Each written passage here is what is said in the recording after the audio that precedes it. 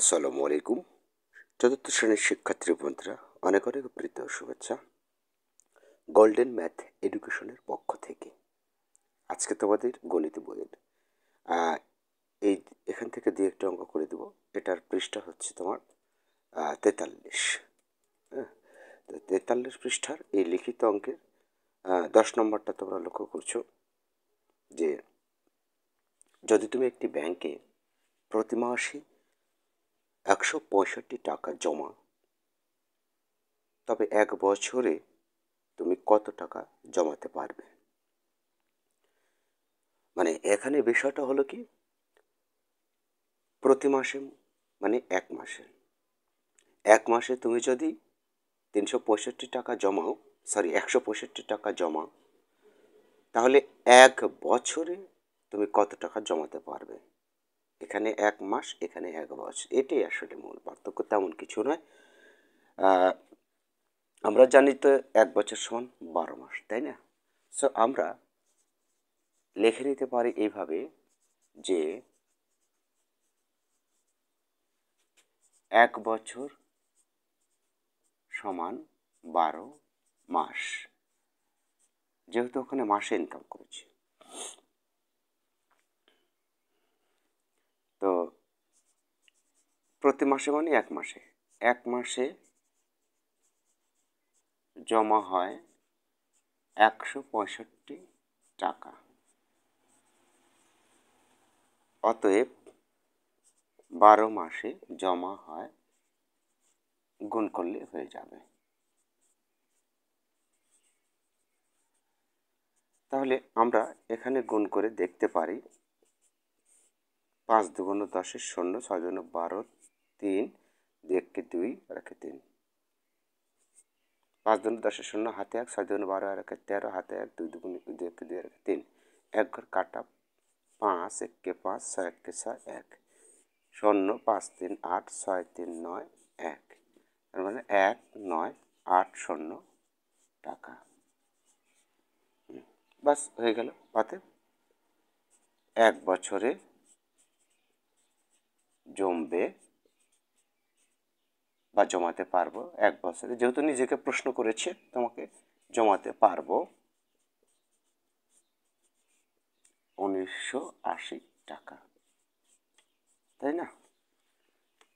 আচ্ছা, এর পরবর্তীতে 11 নম্বরটা কি বলেছে? সেলিম তার মুরগি খামার থেকে 185টি মুরগি বিক্রয় করলেন। তিনি প্রতি মুরগির জন্য 275 টাকা করে পেলেন। সেলিম মুরগি বিক্রয় করে মোট কত টাকা পেলেন? এটা একটা মুরগির দাম এত, আর 275টি, কয়টি?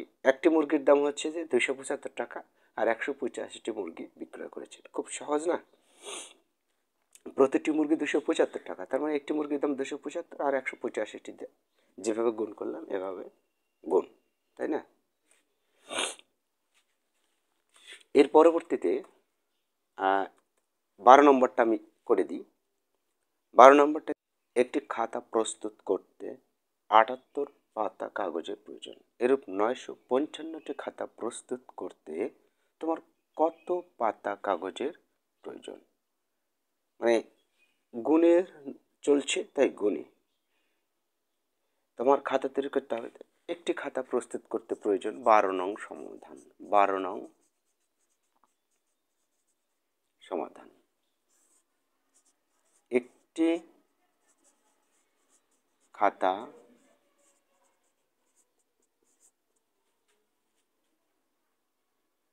প্রস্তুত করতে প্রয়োজন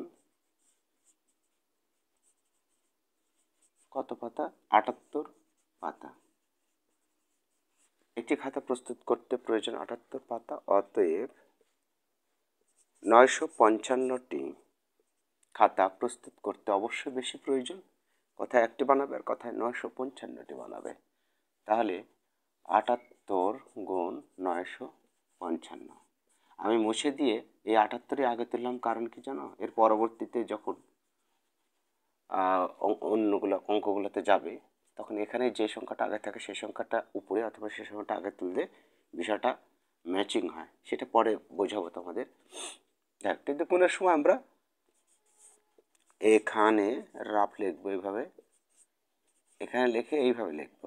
রাফ কথাটা লেখার আর প্রয়োজন নয়, এটা অঙ্কেরই একটা অংশ থাকবে। তাহলে 5×8 = 40 শূন্য 4, 5×8 = 40, 4 মানে হাতে 4, 8×9 = 72, 73, 74, 75, 1 ঘর কাটা। 5×7 = 35, 5 হাতে 3, 5×7 = 35, 3 38, 8 হাতে 3, 7×9 = 63, 66। এবার যোগ করে দেবো, 5×4 = 9, 8×4 = 14, 4 7×7 = 14, 4 7 744, 90, 744, 90 পাতা।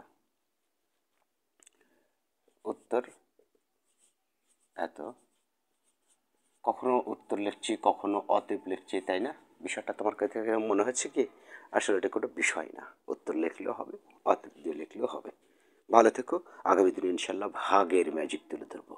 ভাগের অনেক ম্যাজিক রয়েছে, ভাজ্য ভাজক ভাগ শেষ ভাগ বলে সূত্র বের করার ম্যাজিক রয়েছে, এবং তাদেরকে কিভাবে কাকে বলে ম্যাজিক রয়েছে, সব কিছু magic. Believe it or not, আগামীকালের জন্য ওয়েট করো, আশা করছি অনেক ভালো লাগবে। আল্লাহ হাফেজ।